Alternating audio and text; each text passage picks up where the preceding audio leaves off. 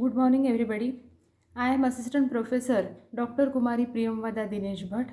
I teach English, and today we shall start our last lesson of this first semester BA Part 1. The name of the lesson is Speech on Independence, Speech on Indian Independence by Jawaharlal Nehru. This is not a lesson as such, but it is a speech delivered by our first Prime Minister Jawaharlal Nehru. Speech on Indian Independence by Jawaharlal Nehru. Jawaharlal Nehru, India's first Prime Minister and architect of modern India, was also a great master of English prose. Nehru was at the forefront of the struggle for freedom with Gandhiji as his mentor. Nehru's personality was a blend of humanism, nationalism, and internationalism. His books, an autobiography, The Discovery of India, Letters from a Father to His Daughter, and Glimpses of World History were written in prison and are considered as classics. In this speech, delivered at the midnight on 15th August 1947, Nehru speaks about India's past, remembering the trials the people faced to achieve independence, but also looks forward to India's future as a prosperous and progressive nation. Let us start this lesson. This speech is very famous, world famous speech, and it is also considered as classic piece of literature. Let us start. Speech on Indian Independence by Pandit Jawaharlal Nehru. Long years ago, we made a tryst with destiny, and now the time comes when we shall redeem our pledge, not wholly or in full measure, but very substantially. Writer says that long years ago, long time, we made a tryst with a destiny. It seems that it is an appointed meeting with destiny about the freedom of India, and now that time has come when we all shall redeem, fulfill our pledge, not wholly or in full measure, but very substantially.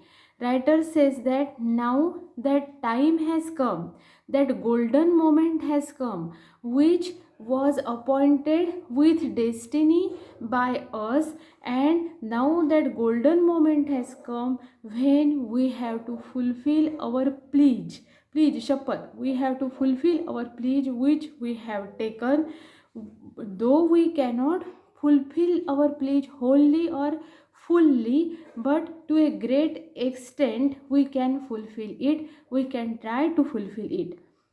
At the stroke of the midnight hour, when the world sleeps, India will awake to life and freedom. And at the stroke of the midnight, मध्यरात्री 15 ऑगस्टला 14 ऑगस्टच्या मध्यरात्री 15 ऑगस्टच्या पहाटे, in the dawn of the 15th August, in the midnight of the 15th August, when the world sleeps, when all the people in the world were sleeping, India was awakening to life and freedom.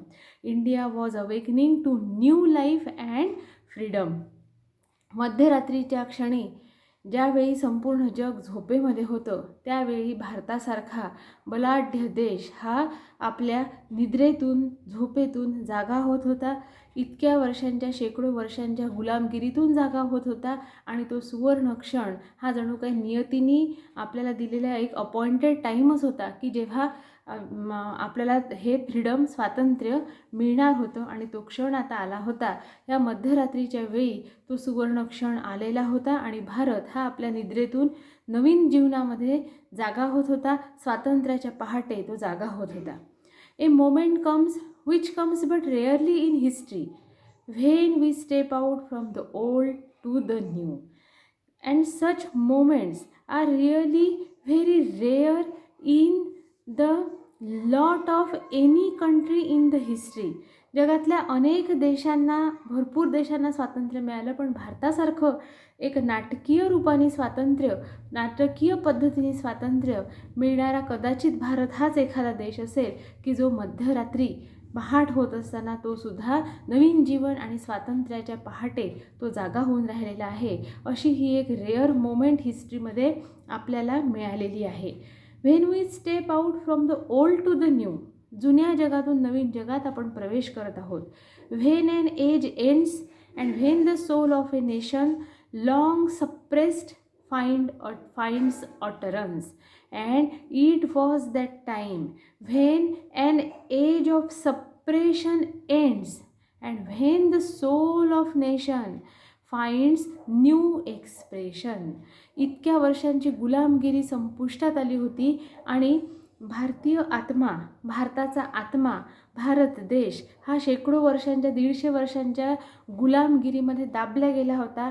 तो आत्मा आता नव्याने त्याला expression मिळत आहे, तो जागृत होत आहे, स्वातंत्र्याच्या पहाटे तो उठत आहे. It is fitting that at this solemn moment we take the pledge of dedication to the service of India and her people and to the still large cause of humanity. Writer says that it is fitting that at this solemn moment, अशा या serious मोमेंटला, at such a moment, अशा या अतिशय गंभीर आणि अतिशय सुखद अशा क्षणाला भारतीय लोकांनी काय केलं पाहिजे? एक शपथ घेतली पाहिजे. आणि ती शपथ आहे समर्पणाची शपथ, प्लीज ऑफ डेडिकेशन. आणि हे समर्पण कशाप्रती? To the service of India and her people. भारताची संपूर्ण सेवा म्हणजे भारतीय लोकांची सेवा, भारतीय लोकांच्या भल्यासाठी झटणे, यासाठी भारतीय लोकांच्या चांगल्यासाठी, भारताच्या चांगल्यासाठी संपूर्ण समर्पणाची शपथ घेण्याची हीच ती वेळ आहे, असं नेहरूजी म्हणतात. And to the still larger cause of humanity. आणि मानवतावाद, नेहरूजी अतिशय मानवतावादी अशा विचारांचे होते आणि ते असं म्हणतात आहे की मानवतावादासाठी सुद्धा आपण डेडिकेटेड असलो पाहिजे.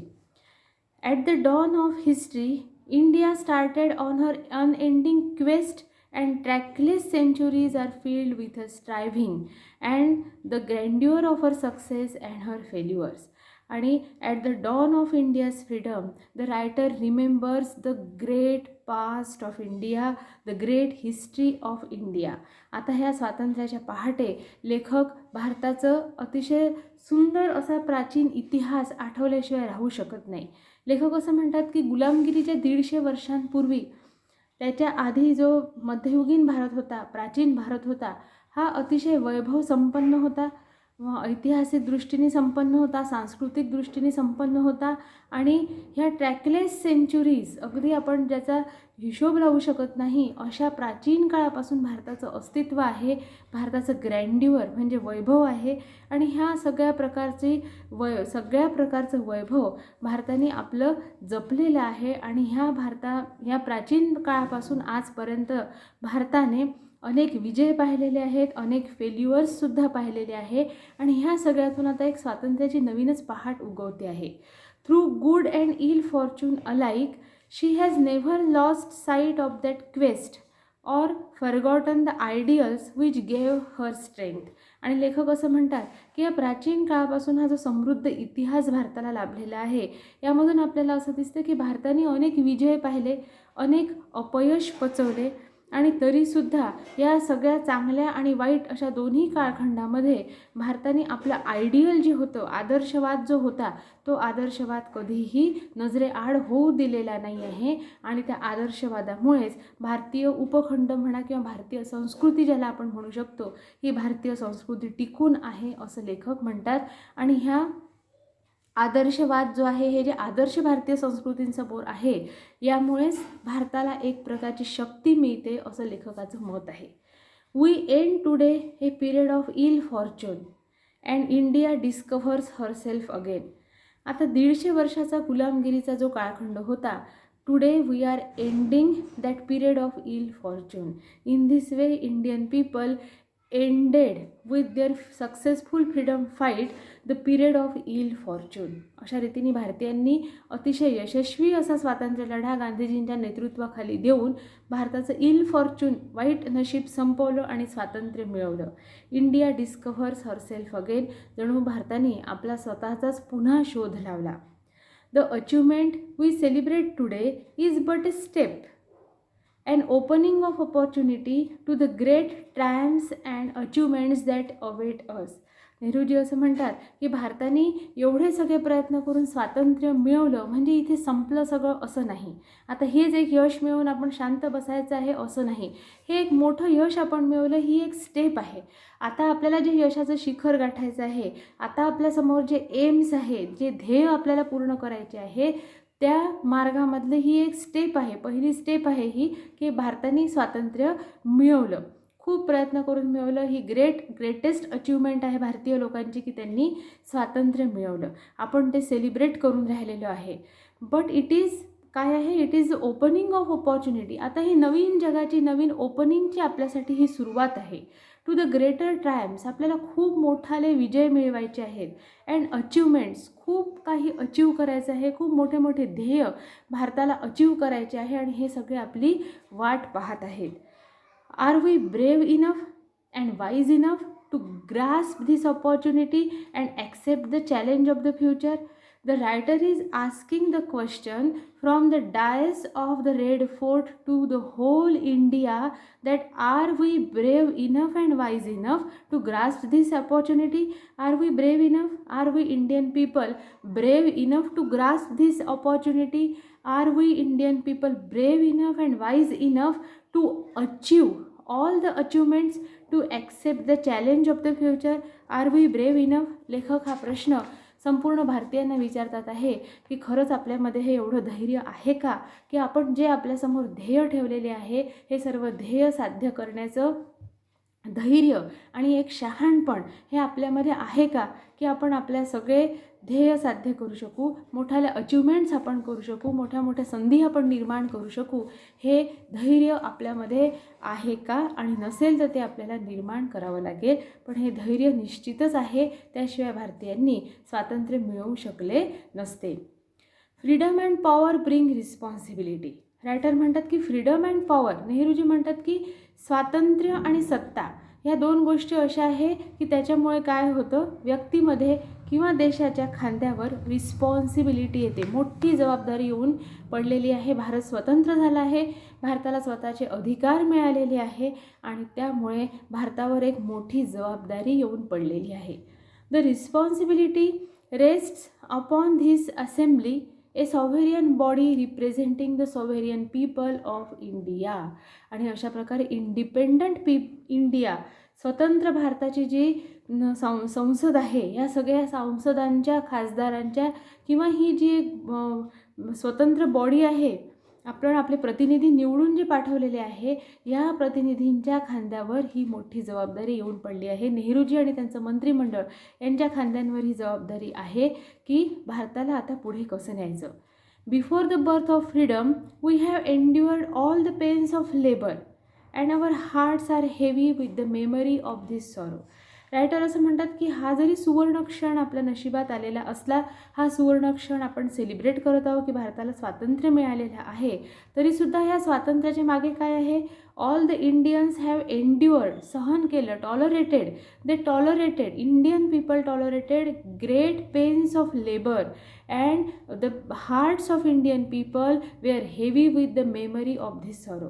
फ्रीडम फाईट ही काही सोपी नव्हती. यामध्ये शेकडो लाखो लोकांनी बलिदान दिलेलं आहे, फाळणीचं दुःख भारताच्या वाट्याला आलेलं आहे आणि हे सगळं पेन, हे सगळं दुःख भारताने सहन केलं आहे आणि स्वातंत्र्याचा आनंद मिळवताना भारतीयांचं हृदय या दुःखाने जड झालेलं आहे. Some of those pains continue even now. लोक स्वातंत्र्य मिळाल्यावर सुद्धा त्या दुःखाच्या आठवणींनी खरंच दुःखी आहे. त्यांनी जे काही बलिदान दिलं आहे त्यामुळे त्यांना दुःख जे झालं आहे ते त्यांच्या आठवणी त्यांच्या मनात अजूनही आहेत. नेव्हरलेस the past is over.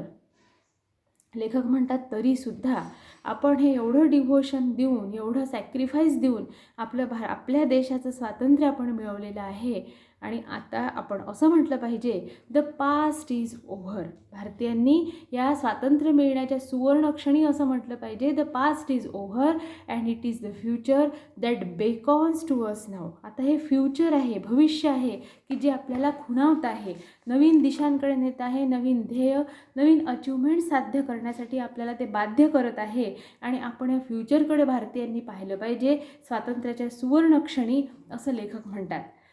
That future is not one of ease or resting but an incessant striving so that we may fulfil the pledges we have so often taken and that the one we shall take today. Writer says that though the future is beckoning us, though the future is signaling us, but it is not very easy future or very comfortable future, because if we want to make our future comfortable, then it is an unending striving to achieve all the great things which always, all the time, often we have taken different kinds of pledges for the betterment of Indian people, and now that time has come to fulfill all those pledges, and so that we have to strive hard, we have to work hard. The service of India means the service of millions who suffer. लेखक असं म्हणतात की आता आपल्याला भारताला स्वातंत्र्य मिळालं आहे, अधिकार मिळालेले आहे आणि आता आपल्याला आपलं सोनेरी भविष्य खुणावत आहे. आता हे भविष्यासाठी आपण ज्या अनेक शपथा घेतल्या होत्या, अनेक आपण प्रॉमिसेस आपल्या भविष्यासोबत केले होते की भारतीय लोक आम्ही भारतासाठी ही अचिव्हमेंट करू, भारतासाठी आम्ही अशा प्रकारचं जग निर्माण करू, असं हे ध्येय साध्य करू.